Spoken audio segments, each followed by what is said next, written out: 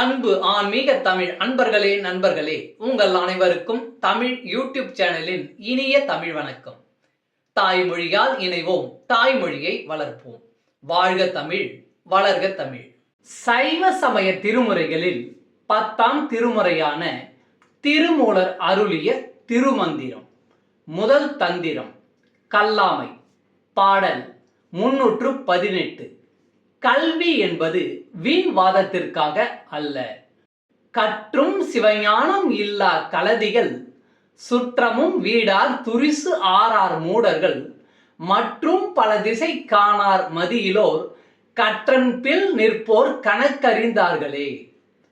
கற்றும் சிவஞானம் இல்லா கலதிகள், சுற்றமும் வீடார் துரிசு ஆறார் மூடர்கள், மற்றும் பல திசை காணார் மதியிலோர், கற்றன்பில் நிற்போர் கணக்கறிந்தார்களே. விளக்கம். சிலர் ஞானம் பெறுவதற்கல்லாமல் தர்க்கம் செய்வதற்காகவே ஆன்மீக நூல்களை கற்பார்கள். அவர்கள் தீய குணம் உடையவர்கள். தங்கள் சுற்றமாகிய ஆணவம், கண்மம், மாயை ஆகியவற்றை விடமாட்டார்கள். தன் குற்றங்களை நீக்கிக் கொள்ளாத அந்த மூடர்கள் எந்த விஷயத்தையும் பல கோணங்களில் ஆராய்ந்து பார்க்க மாட்டார்கள்.